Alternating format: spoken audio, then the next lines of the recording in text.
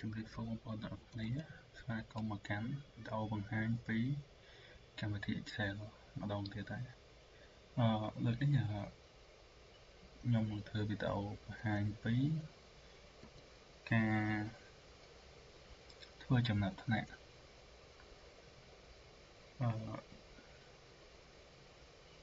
ជួយទៅដល់ការងារហើយចំណាត់ថ្នាក់អញ្ចឹងណាអូខេ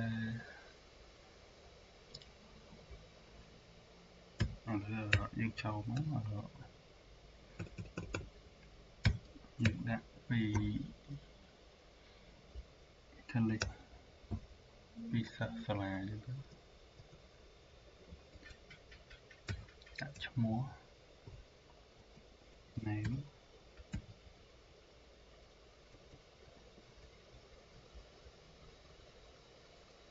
score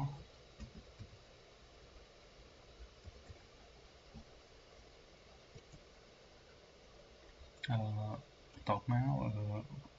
ចំណុចថ្នាក់ rank ពាក់ព័ន្ធនេះយើងប្រើជាមួយរូបមន្ត rank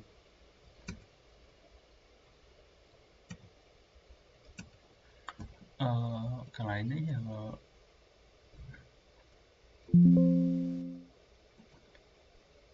ទាញមកសិស្សថាមាន10នាក់ចឹងណាដល់កន្លែងខ្ញុំមកដាក់ឈ្មោះហើយខ្ញុំដាក់ student 1 01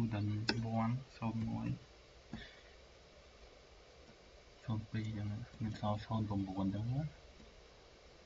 តបមកយើងដាក់ប្រហែល0បន្តិចអូខេជាបន្តសួរមកតបមកយើងដាក់ចឹងមកវិជ្រៀងចាស់វាចំកណ្ដាល score យើងអាចដាក់40 50 8 22 10 70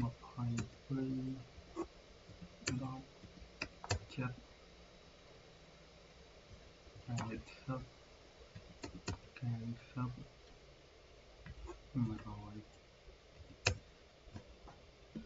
នេះជាបន្ទុកចឹងយើងចង់ rank ចំណាត់ថ្នាក់ណាលេខ1លេខ2យើងអាចធ្វើបានយើងប្រើរូបមន្ត Excel rank ទៅមកយើង select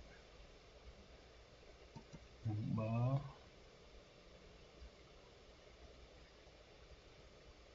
យើង select number ទៅមកក្បៀសមកតោះមិន select ទាំងអស់ក្បៀសមួយទៀត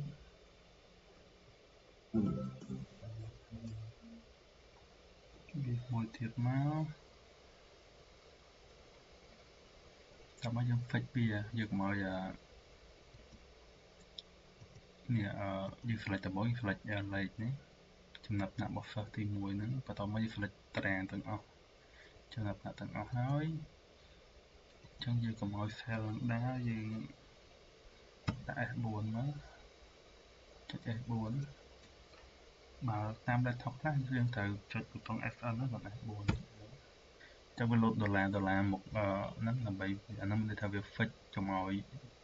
ពេលយើងអស់រូបមន្តទៅវាដើររូបមន្តយើងអូខេតោះយើងបិទមុខកញ្ចក់Enter អូខេអញ្ចឹងយករូបមន្តដែលលោតលេខ6ចឹងយើង filter យើង select ទាំងអស់មក